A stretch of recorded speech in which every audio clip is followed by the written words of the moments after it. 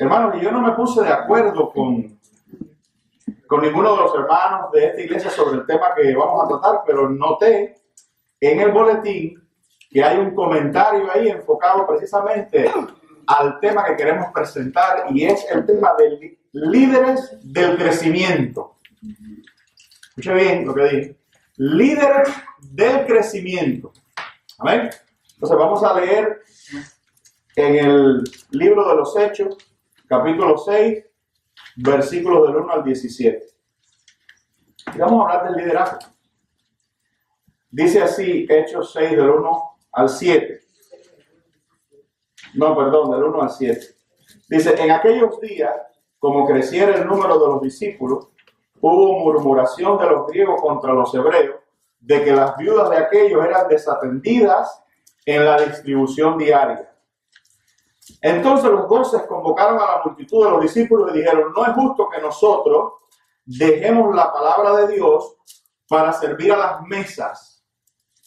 Buscad pues, hermanos, de entre vosotros a 7 varones de buen testimonio, escucha bien, llenos del Espíritu Santo y de sabiduría, a quienes encarguemos de este trabajo. Y nosotros persistiremos en la oración y en el ministerio de la palabra. Agradó la propuesta a toda la multitud y eligieron a Esteban, varón lleno de fe y del Espíritu Santo, a Felipe, a Prócoro, a Nicanor, a Timón, a Parmenas y a Nicolás, prosélito de Antioquía, a los cuales presentaron ante los apóstoles, quienes orando les impusieron las manos, y crecía la palabra del Señor, y el número de los discípulos se multiplicaba grandemente en Jerusalén. También muchos de los sacerdotes obedecían a la fe. Entonces aquí nosotros vemos que la joven iglesia afronta el desafío del crecimiento, la diversificación y por ende la delegación del liderazgo. Y nosotros hemos puesto como título de este mensaje los líderes del crecimiento, porque a medida que nosotros vayamos creciendo, vamos a tener que responder a ese desafío delegando responsabilidades y escogiendo líderes. Pero es que aunque la iglesia crezca y hagan falta responsabilidades, hay cuestiones que nosotros podemos ignorar y que tienen que ver con las características de un líder cristiano. Entonces nosotros no podemos pensar en un líder cristiano como se piensa en un líder político, como se piensa en un líder social. Nosotros no podemos pensar en un líder cristiano tampoco por simpatía, tratando de escoger en base a emociones o en base a cómo nosotros nos sentimos hacia tal o más cual persona. Nosotros tenemos que dejar que el Espíritu Santo y que Dios nos enseñe cómo se escogen líderes cristianos. Amén. Amén. No se trata de poner cualquier persona en una responsabilidad en la iglesia, porque la iglesia no es cualquier cosa. Amén. Amén. La iglesia no es mía, del pastor, la iglesia no era de los apóstoles, la iglesia no es de la congregación, esos son errores a veces también que por ahí se propagan. La iglesia es de Dios. Él va a edificar su iglesia y nosotros tenemos que escucharle a Él, ser sensibles a su voz a la hora de escoger líderes. Y a veces la gente pide líderes, oye, hace falta líderes para esto, hace falta líderes para aquello, necesitamos liderazgo. La gente se enreda mencionando palabras, pero a veces no saben lo que están pidiendo y no saben de qué se trata. ¿De qué se trata un líder cristiano? No es cualquier cosa. Porque esta es la obra de Dios. Y cualquier persona no puede presidirla. ¿Se acuerda que vimos ese texto al principio? Por el bien, no solo de la obra de Dios, escúcheme bien, hermano, por el bien suyo, por el bien de todos nosotros, necesitamos líderes cristianos conforme a la idea de Dios de lo que un líder cristiano es. Si usted quiere ser líder cristiano, eso está bien.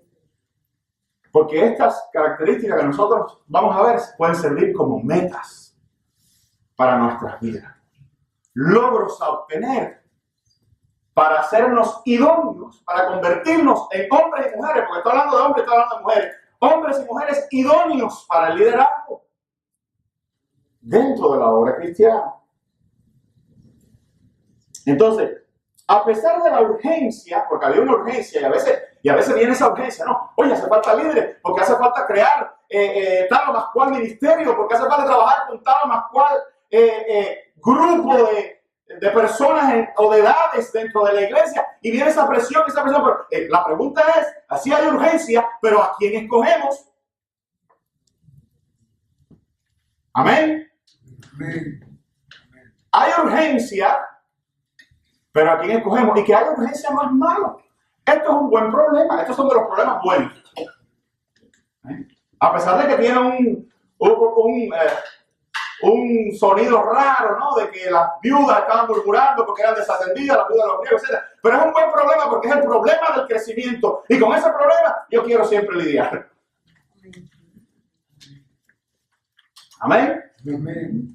Entonces hay urgencia, pero el cómo respondemos a la urgencia es importante, porque si respondemos mal a la urgencia, acabamos con lo que Dios está haciendo. Y nosotros no queremos destruir lo que Dios está haciendo, nosotros queremos potenciar, ser instrumentos, ser facilitadores de la obra de Dios, no obstáculos. Y podemos obstaculizar la obra de Dios escogiendo la persona equivocada o otorgándole grandes poderes o grandes responsabilidades a la persona equivocada dentro de la congregación. Yo estoy claro de eso como pastor de la iglesia. Y déjame decir una cosa. Usted no diga a veces esa expresión, yo digo que aquí pasa. Pero en la iglesia no hay líder. ¿Tiene pastor la iglesia? Sí tiene pastor. Ya la iglesia tiene líder. No, pero el líder de la alabanza, eso no está en la Biblia en ningún lugar. No hay líder de alabanza en la Escritura. En la Biblia hay dos tipos de liderazgo nada más, pastor y diácono. Ya. Pero si tiene pastor, tiene líder la iglesia. Porque nosotros no somos un grupo de ganado que va hacia, no sé, ¿cuál es el objetivo de la iglesia? El objetivo de la iglesia es convertirla, digamos, en una especie de Cirque du Soleil, en un gran show. No, ese no es el asunto. El objetivo de la iglesia es hacer a la gente que se sienta más contento y que venga a la iglesia y que se sienta rico. Como una vez estábamos hablando de las dudosas doctrinas que se predicaban en cierta iglesia cuando estábamos en YouTube, pero y una persona que iba y dijo, ay pastor, ¿por qué se siente tan rico ahí adentro? ¿Verdad? Se siente tan rico, es tan divertido, es como, hay iglesias que son como el Disneylandia del cristianismo. La gente va y se monta y emociones, y colores, la gente sale como... Pero el objetivo de nosotros, de la iglesia, es, en primer lugar, ir hacia el reino de los cielos. Hacia eso donde nosotros vamos, ¿verdad? Hacia la eterna compañía de nuestro Dios. Pero el otro gran propósito que tenemos aquí en la tierra es ir hacia una vida de crecimiento espiritual y hacia una vida de servicio. O sea, uno de los objetivos fundamentales es que usted, y sobre todo, esta es una de las responsabilidades que recae sobre mí como pastor, es enseñarle que usted sea un mejor cristiano y a que usted sea un mejor siervo de Jesucristo.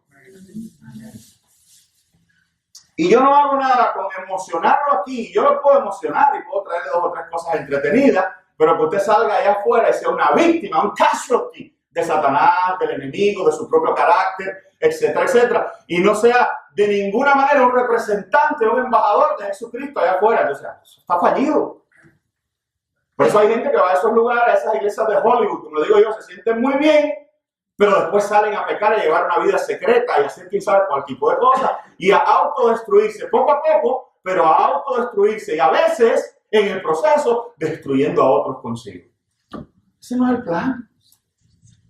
Nosotros estamos aquí para edificarnos, ¿verdad? Yo quiero edificarnos a ustedes. Yo quiero que el Espíritu Santo hable a través de mí en la vida de ustedes y que ustedes y yo también seamos mejores cristianos, llevemos vidas más santas, nos apartemos más para el Señor, le sirvamos más, con más ahínco, con más deseo. Amén.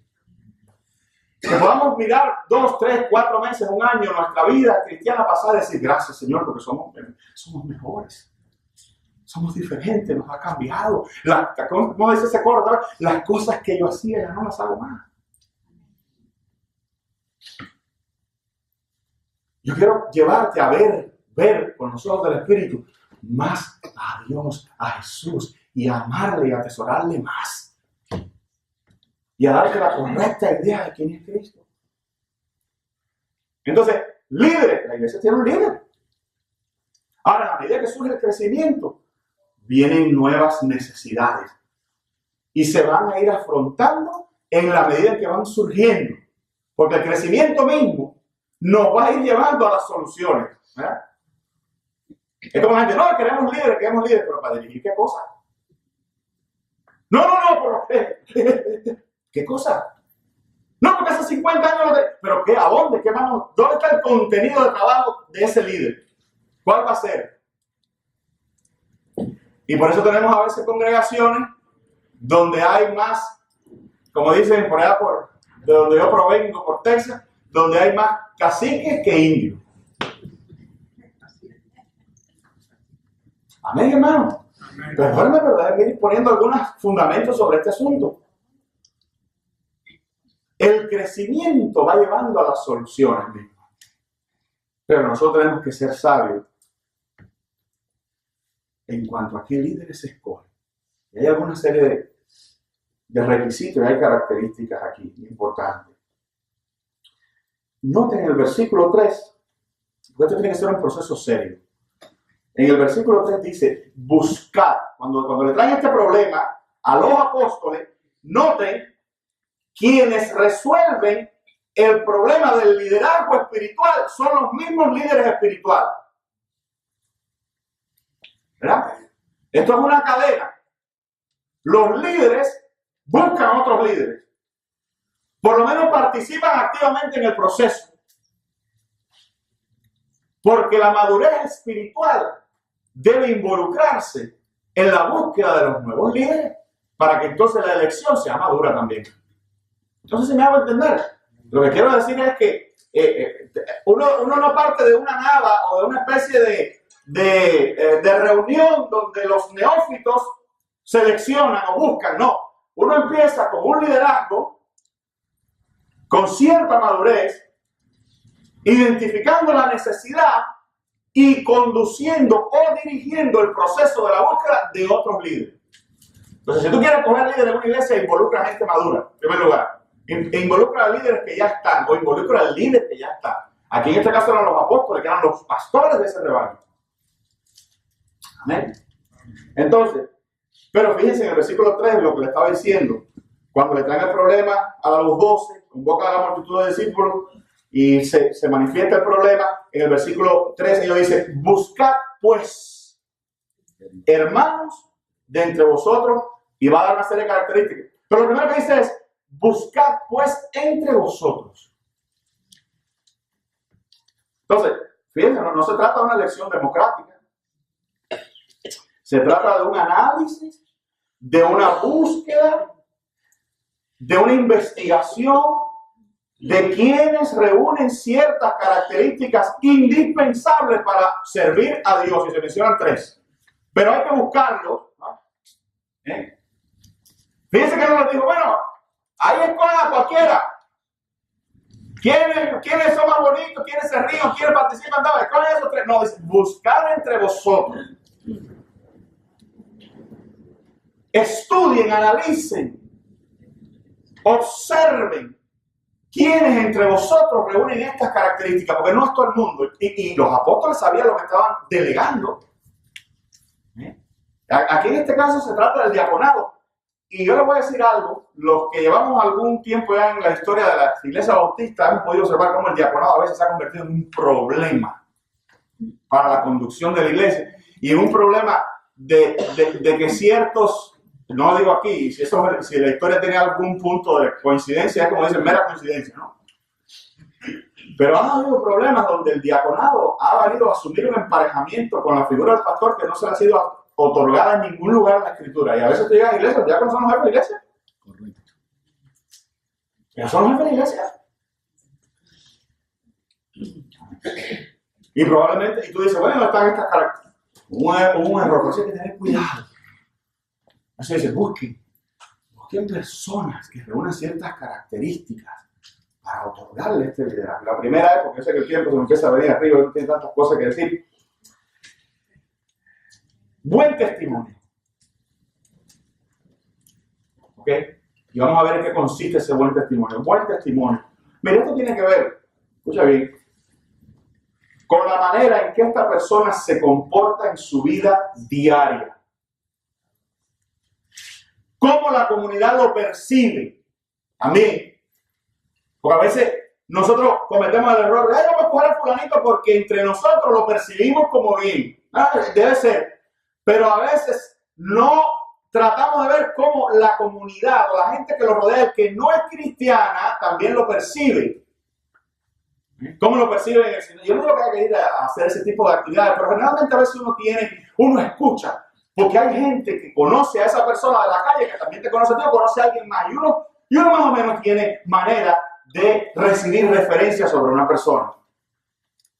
Sobre todo si lleva mucho tiempo con nosotros. Pero nosotros tenemos que ver qué clase, para ponerlo en otras palabras, en otro castellano, qué clase de cristiano es esa persona en la calle o entre aquellos que no son cristianos. Eso es lo que llamamos el testimonio. Lo que llamamos el testimonio es el reconocimiento o no de cristiano del que gozan ciertas personas en el mundo. Mira, que tú no pensabas que eso tenía que... yo no sabía que para escoger un líder en la iglesia había que ver qué piensa el mundo. En cierto sentido, sí.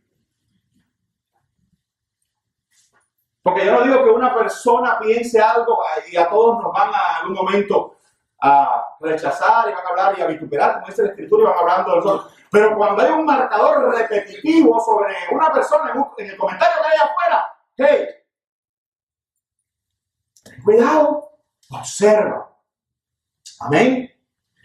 Entonces, tenemos que ver cómo se comporta moralmente, la ética y la palabra de Dios son reales. Cuando digo la ética son sistemas de normas, ciertos sistemas de normas que uno se comporta. Por ejemplo, la ética cristiana es, digamos, nosotros hablamos bien.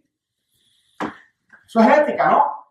Entonces, si yo aquí te digo que soy cristiano, pero allá afuera ando hablando como habla el mundo, usando las mismas palabrotas que usa el mundo, participando de los mismos cuentos y de los mismos chistes que el mundo participa, entrando en cualquier negocio turbio como lo hace el mundo, ahí yo tengo un problema de ética.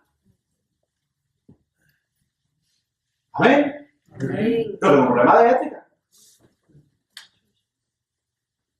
Y eso es importante con el líder cristiano. Déjame seguir porque tengo cosas aquí. Dice, y también es necesario, 1 Timoteo 3:7, también es necesario que tenga buen testimonio de los afuera para que no caiga en descrédito y en el lazo del diablo. Eso es aplicado, yo sé que está hablando fundamentalmente del ministerio pastoral, pero es que eso tiene una proyección a todo el liderazgo cristiano, porque ¿quién quiere un líder que no tenga buen testimonio de los de afuera o que esté en descrédito y en el lazo del diablo? Nadie, no importa el nivel en que se encuentre o al nivel al que vaya a ser escogido. Son un principio fundamental. Entonces, hay que tener buen testimonio de los de afuera para que no caigan en descrédito. Mire, hay una dinámica que ocurre en las iglesias, se lo voy a revelar. A veces nosotros, con respecto a un líder, o con respecto a cierta persona en la iglesia, a veces nosotros somos engañados y también nos autoengañamos. ¿Qué quiero decir con eso? Bueno, que a veces hay personas que nos engañan con su imagen, que han logrado construir una imagen durante mucho tiempo aquí, porque no lo conocemos, como digo, por allá afuera, pero lo conocemos aquí. No lo hemos visto cómo se desenvuelve en el mundo, con los amigos, con la familia, pero lo conocemos aquí tiene una buena imagen. Pero a veces la realidad está delante de nosotros, pero como ya lleva tanto tiempo, y cómo lo queremos, y cómo etcétera, nos autoengañamos. Conscientemente nos engañamos y le damos el pase, como se dice en inglés, we give the pass a tal persona, porque bueno, ella lleva, tú sabes, nos autoengañamos y terminamos a veces dándole responsabilidades o considerándolo un líder en la iglesia de Dios y pensamos que está sirviendo a Dios y que es una persona con una vida íntegra. Pero a veces tenemos embajadores de Satanás disfrazados dentro de nuestra congregación. Pastor, Estoy dándole un mensaje, no quiero que nadie empiece a hacer conexión. Está hablando de alguien aquí, no, eso no es mi estilo. Estoy diciéndole lo que hace falta. Definitivamente no estamos leyendo ningunos líderes, pero va a venir eso, ¿verdad? Va a venir eso. Es lo que estamos poniendo un fundamento, una plataforma. Tenemos que ver la persona, tenemos que ver la familia, tenemos que mirar el matrimonio, tenemos que mirar su relación con los demás, tenemos que mirar todas esas cosas. Y no estamos hablando de escoger un ángel, y todos nosotros hemos tenido una historia, pero el testimonio, la gente puede decir, de hecho lo dice, la gente puede decir, él o ella era tremenda, pero desde que entró a la iglesia, hace unos años, Dios los ha cambiado. Eso era antes. La gente a veces ya ni quiere hablar del pasado porque ve tan bonito tu presente con el Señor que no quiere ni decir lo que pasó atrás. Eso es un buen testimonio. Yo no estoy hablando de superángeles que van a bajar del cielo sin una historia, sin una trayectoria, sin pecados. No. Pero estoy hablando de gente que genuinamente ha recibido a Cristo en su corazón y ha transformado. Y hay abogados por ahí que pueden dar testimonio de eso. Porque Pablo mismo era un asesino. Y sin embargo, Bernabé tuvo que tomarlo y presentarlo y decir, no, este tipo cambió. Es otra gente. ¿Verdad? ¿Y quién fue el apóstol Pablo? ¿Verdad? O sea, no se trata de que yo haya tenido mi historia, yo he tenido mi historia, pero las has tenido todo el mundo. El caso es que la gente puede decir en tu barrio, en tu cuadra, tus amigos, desde que aunque lo digan con sus propias palabras, desde que se hizo aleluya, sí, porque así lo dicen, ¿verdad? No, desde que se metió aleluya es otra persona.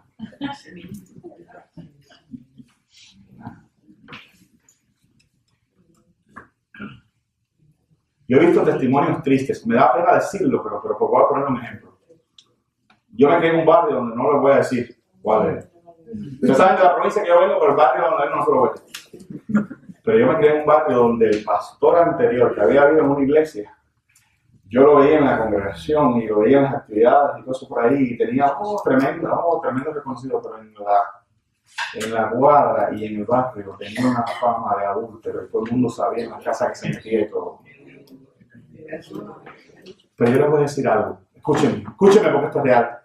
Esa persona murió, falleció y se llevó de paso un montón de gente engañada con él y gente que más o menos sí lo supo porque ya con esto, hermano, pero que de todas formas le daban el paso. Y por eso mientras esa persona estuvo ahí, esa iglesia jamás levantó cabeza, porque si hay algo que destruye una iglesia es líderes en pecados sexuales escondidos y cosas por ahí. Eso acaba con la iglesia. Pero acaba con el líder, ¿no? Porque ahora esto es lo que están pensando todos, imaginándose la figura de un pastor haciendo eso. No. Acaba con una iglesia cuando el líder de la dama, de los caballeros, de la música, de la tesorería, de lo que sea, también tiene una vida así. ¿Me escucharon? Todo eso va destruyendo un poco la iglesia. Y gloria a Dios porque los hermanos que tenemos aquí, yo sé que no tienen ese problema. Pero pensemos en el futuro. Porque además ninguno de nosotros va a ser eterno. Sí va a serlo, ¿no? Pero no aquí, quiero decir. Yo voy a partir de aquí y mis hermanos partirán de aquí. Y tendremos que convocar y escoger. Y tendremos que, como los apóstoles, buscar líderes. ¿Amén? Entonces, tiene que tener buen testimonio de lo que afuera. Como te digo, a veces las verdades están... A veces todo el mundo sabe que hay algo extraño con una persona, pero nadie se atreve a decirlo. Pero todo el mundo lo piensa. Y todo el mundo le da el pase. Pero todo el mundo sabe que hay algo raro. Pero todo el mundo le da el pase. ¿De quién lo da?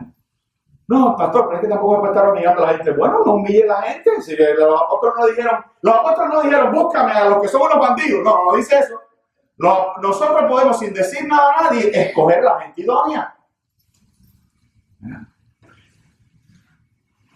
Y si alguien se para, pues siempre hay un hermanito que se para y quiere abogar por el que todo el mundo sabe. No, bueno, sí, nosotros tenemos otros planes, vamos a... Confiemos en el Espíritu Santo. El Espíritu Santo tiene una manera a veces de conducir las cosas. Amén. Yo le doy gracias a Dios porque yo estoy en esta iglesia con ustedes. Te digo, hablando del Espíritu Santo. Cuando yo mandé mi resumen aquí a esta iglesia, yo estaba convencido de que iba a ser difícil porque tenía mucha competencia, porque estaba muy distante, ustedes ni me conocían, que van a traer ese de por allá, que no es de la salsa de aquí de Miami. ¿Verdad? Y cuando yo pregunté, ¿cuántos resumés? No, hay como 11, hay como no sé cosas, y el eminente de no sé dónde era yo. Imagínate tú, yo no pensé, sin embargo, el Señor me trajo aquí, y yo digo, ¿qué hago yo aquí? Dios me trajo acá. Dios tiene sus maneras. Claro, Dios no me trajo de fly, Dios usó personas, pero Dios tiene sus maneras de ir ubicando a sus líderes, pero confiémosle a Él y busquemos de acuerdo a su palabra. ¿Amén? Amén. Dice, no se trata de venir a la iglesia solamente, dice Santiago 1:22, pero sed hacedores de la palabra y no tan solo oidores, engañando a vosotros mismos. Bueno, fíjense que le dije que a veces eso de autoengaño ocurre. Recuerden siempre eso, hermano. A veces somos engañados, pero a veces nosotros mismos nos autoengañamos. Hay que decirle al Señor Espíritu Santo, no. Si yo estoy viendo que algo no anda bien, y otra gente también, y otra gente está bien, tantas personas al mismo tiempo no pueden estar equivocadas, ¿verdad? Y si afuera hay un rum rum, también, ¿verdad? Amén. Yo sé que a algunos de ustedes no les gusta esto quizás, dicen, ay no, yo quiero vivir con él afuera y en la iglesia entrar con un corderito, y que eso pasa. Número 2, lleno del Espíritu Santo. Bueno, primero es que debe ser nacido de nuevo, hijo de Dios. Y tú dirás, bueno, eso ¿para qué lo pones? Claro que tiene que ser cristiano. Cuidado que una de las grandes, de los grandes engaños que ocurren a veces en nuestras iglesias es que hay gente que no son cristianas, no lo son. Pastor, pero si cantan y se saben los signos, ¿y qué? ¿Y qué? No le son fieles al Señor, no aman a Jesús, no están dispuestos a dar su vida, a sacrificarse, a entregarse por el Señor. No lo son. Pero están ahí, bueno, sí, porque la tradición es algo fuerte. Y la cultura, lo cultural es algo fuerte también. Y en este país venir a la iglesia es algo cultural. Pero no hay una vida, ¿verdad? No hay una vitalidad espiritual con Jesús, donde Jesús es el centro, donde Jesús para aquí, Jesús para allá, ¿no? Y Jesús cambia mi vida, y Jesús transforma, y Jesús me equivoqué, y hermano, perdóname, pero tú sabes, esa cosa de que tú ves que Cristo está metido en la vida de esa persona. Bueno, vamos a dejarlo ahí. Dice Romanos 8:14, porque todos los que son guiados por el Espíritu de Dios, estos son hijos de Dios. Entonces, una persona llena del Espíritu Santo es alguien que crece y se puede ver. Porque la gente dice, ay, no juzgue, porque tú no sabes. No, el crecimiento se puede ver. Perdóname, pero si hemos estado en la iglesia ya suficientemente tiempo, el crecimiento espiritual se ve. Se ve el compromiso de la gente, el involucramiento de la gente, se ve la respuesta de la gente al mismo mensaje que estoy predicando ahora. Se ve el gozo de la gente con la iglesia. Se ve sus luchas en la calle, como va abandonando cosas para abrazar la libertad de Cristo. Uno lo ve, incluso hasta la lucha es una buena evidencia, porque hay gente que dice, ay, no voy a decirle lo que estoy pasando al pastor, porque en definitiva eso es evidencia, eso es lo que es evidencia del crecimiento. ¿Quién lucha con cuestiones espirituales internas? ¿Quién pasa ahora por la noche o por el día o lo que sea pensando, ay Dios mío, ayúdame a superar esto, o Señor, ¿qué puedo hacer? Solamente el que está vivo espiritualmente está luchando con eso, con el Espíritu Santo y con el pecado. Eso es una evidencia, eso es un buen fruto. A mí me gusta ver que las personas están luchando con su vida, por su vida espiritual. Eso es importante. O sea, el crecimiento se puede ver. Y dice, escucha para que vean, Romanos 8:11 dice, y si el espíritu de aquel que levantó de los muertos a Jesús mora en vosotros, no pierdan de vista esto, el que levantó de los muertos a Cristo Jesús vivificará también vuestros cuerpos mortales por el espíritu que mora en vosotros. Esa es una manera de decir algo así. si el poder, si el contenido del tipo de poder que levantó a Jesús de los muertos mora en vosotros, estamos hablando de tremendo poder. Siempre me gusta hacer estas conexiones. La bomba atómica es un gran poder, pero no vivifica a nadie. Un tornado es un poder tremendísimo, pero no vivifica a nadie.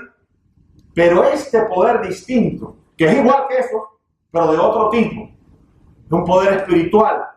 Y permítame usar esta palabra que me entienda aquí, quizás una especie de energía, no lo estoy diciendo que lo sea, es para que me entiendan. Si eso mora en ustedes, esa energía vivificadora, ese poder, ese dunamis de Dios, oye, eso tiene que verse. Por favor, la vivificación de una vida, si ese poder está dentro de mí, está dentro de ti, por el contacto primero que se hizo al recibir a Cristo Jesús y vino el Espíritu Santo sobre ti, si esa potencia mora en ti, esa potencia está efectuando un proceso de vivificación. Imagínense que levantó a Cristo de los muertos. Y eso es lo que los apóstoles están diciendo. Los apóstoles dirán, pastor, los apóstoles están pidiendo como un super líder. No, ellos lo que están diciendo es busque a alguien que haya evidencia de que el Espíritu Santo está en él. ¿Cómo? A través de su crecimiento, a través de su actividad por la obra, a través del compromiso, a través de su vida. Amén. Lo que estamos diciendo, porque si eso que se nos metió a nosotros, se les ha metido a que andan buscando, oye, lo que hay es tremendo. Eso es una vida en formación, es un progreso continuo, es una cosa maravillosa. Eso es lo que nos mantiene a todos unidos a través de, por generaciones en el Evangelio, y que hemos resistido todas las campañas que contra la iglesia, contra la Biblia y contra el cristianismo se han levantado a través viniendo de grandes potencias y grandes potentados en el mundo, y aún así hemos resistido y hemos aguantado, porque ese poder mora en nosotros y es bien fuerte. Ese poder es el que me hace a mí cuando yo peco, o aún antes de saber ese poder que me dice, cuidado. Pero ese poder es el que también cuando yo peco me dice, recoge, levanta y sigue, que yo estoy contigo hasta el final. Amén. Gloria a Dios. Una persona que ora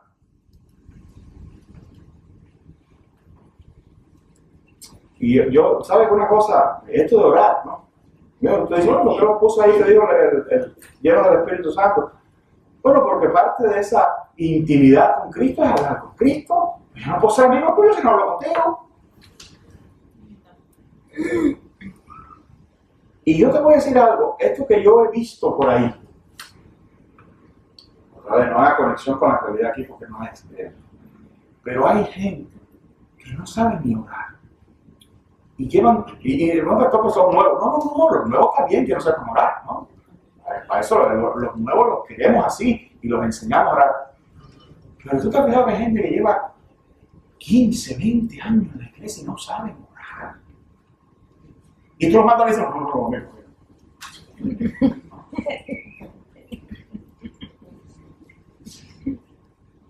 Yo una vez tuve un líder que me lo tuve que sentar con el decirle, ¿qué pasa? Porque era una apatía para orar. Y entonces cuando oraba era, gracias Señor, amén. No, te mandamos que orar por el alimento, ¿no? Te mandamos que orar por la sanidad, por el problema. No saben orar. No saben. ¿Y qué es orar? Orar es conversar con Dios.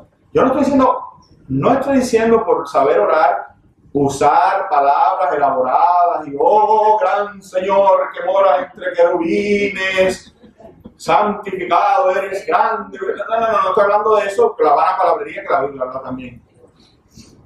Pero alguien que tú oyes y tú dices, conversa con Dios. Con sencillez, con sus palabras, con sus errores gramaticales, tú conversa con Dios. Y te dicen, no, pastor, a lo mejor es que no es de muchas palabras. Bueno, lo es por teléfono. O cuando va a murmurar, sí es de muchas palabras. Esa oración sí se la sabe. O de cizañar. Hay gente que sí tiene una capacidad elaborada para crear un problema, ¿verdad? Como la gatica María Ramos. ¿No? ¿Cómo es esa la gatica más nada?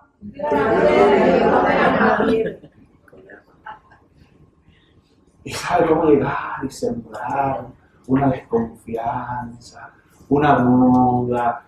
Y no, pero mira. Entonces,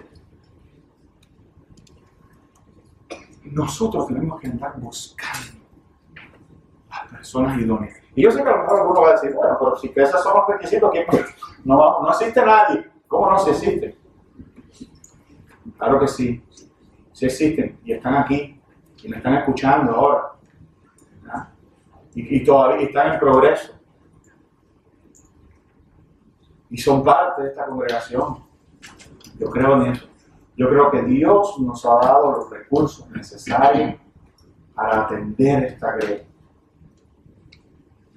Yo creo que tú que me estás escuchando, tú puedes ser, probablemente eres parte de eso. Si este mensaje está trayendo una inquietud a tu corazón y un deseo y está trayendo tu vida hacia Cristo y hacia todas estas cosas, es muy probable que tú seas uno de ellos.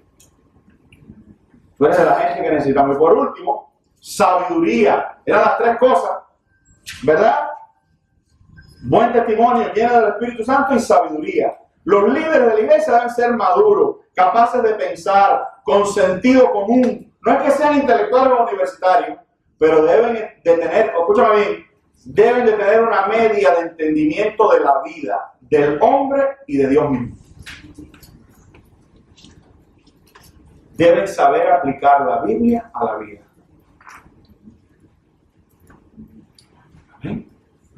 Pero deben tener un sentido común. Porque hay cosas que son de una sabiduría elemental.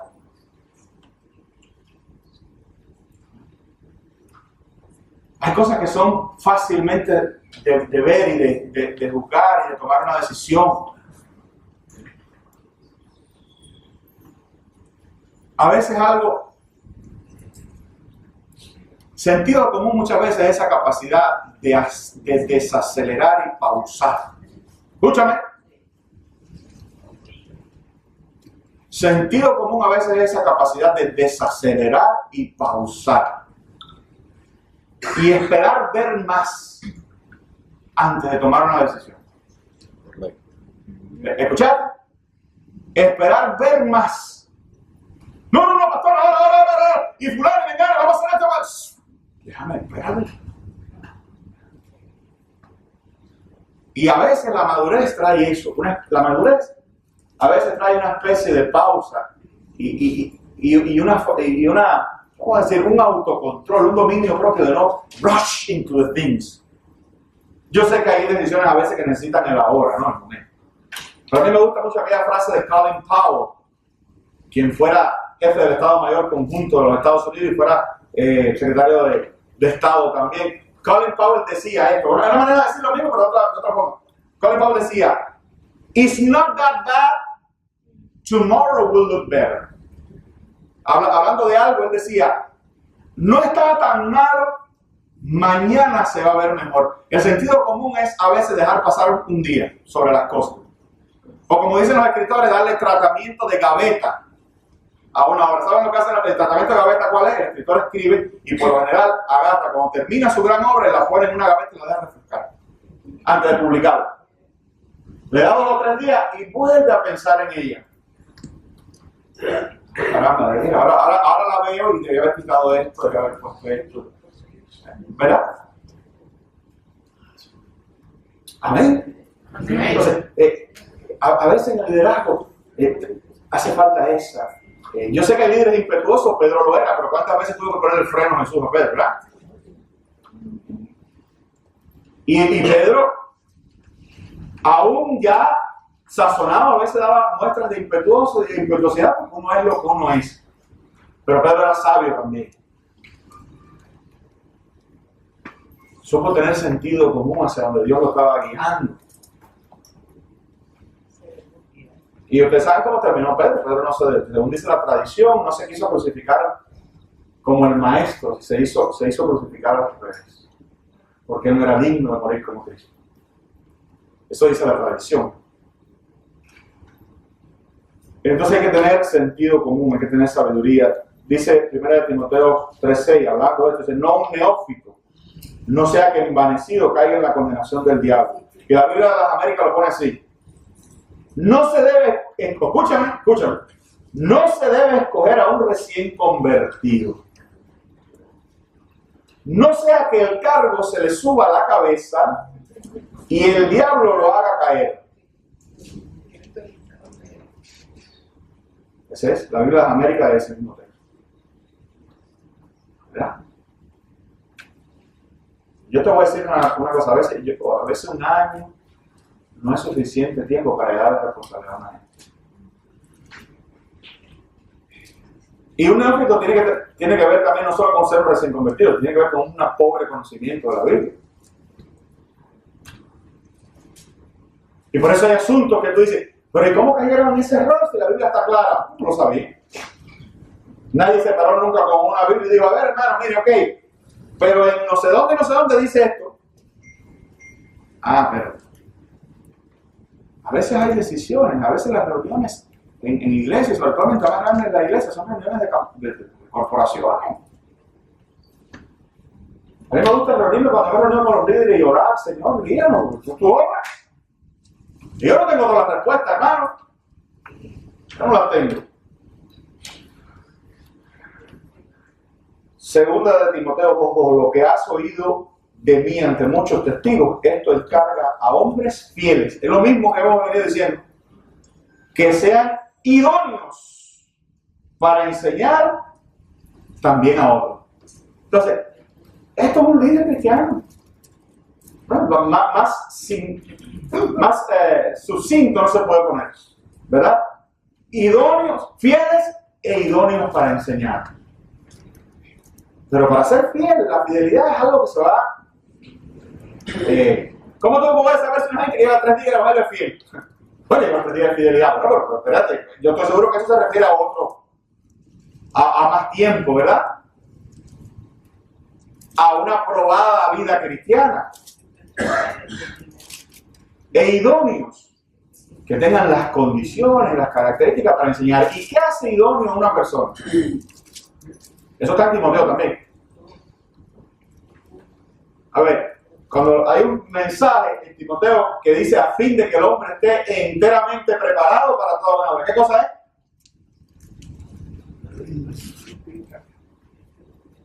Toda la escritura es útil para enseñar, para redarguir, a fin de que el hombre de Dios esté enteramente idóneo, preparado. Entonces, es que la mayor sabiduría, con esto voy a terminar, que se le puede atribuir a un líder cristiano, ¿sí? Para enseñar a otros. So, al final del día, ¿qué yo quiero enseñar? La palabra de Dios. No psicología, ni filosofía, ni sociología, ni política.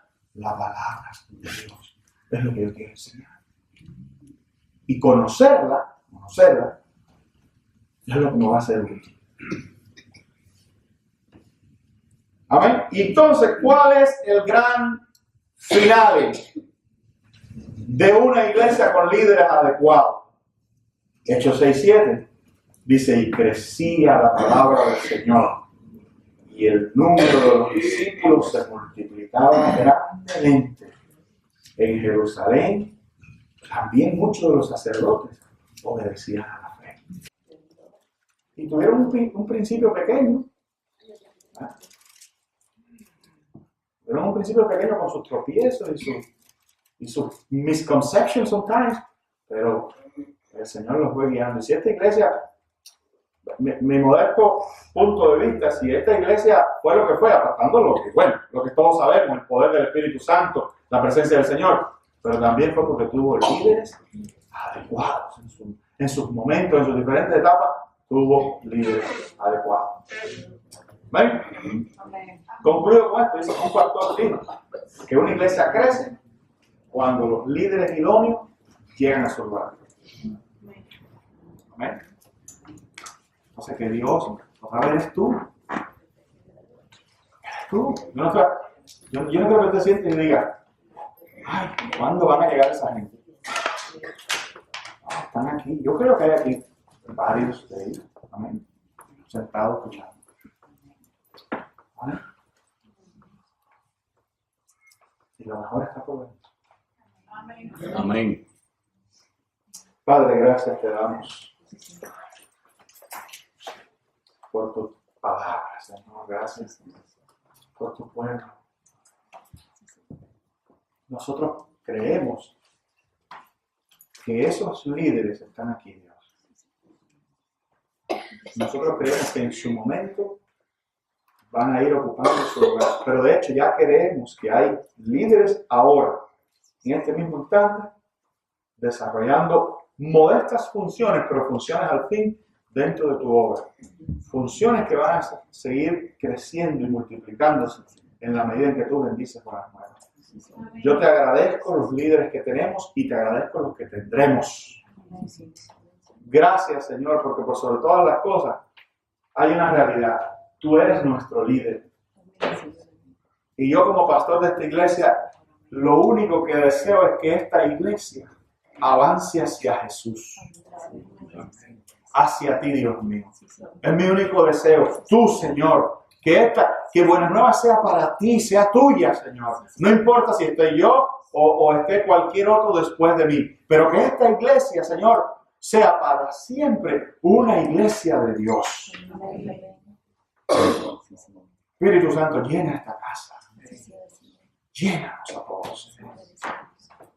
Una vez más, reitero las gracias por los líderes que tenemos y por los que tendremos. Pero yo te pido que algún corazón, 2, 3 o 4, quizás muchos, hoy hayan sido llamados por tu Espíritu Santo a servirte, a prepararse, a ponerse a disposición de los líderes que ya estamos para servirte, Señor.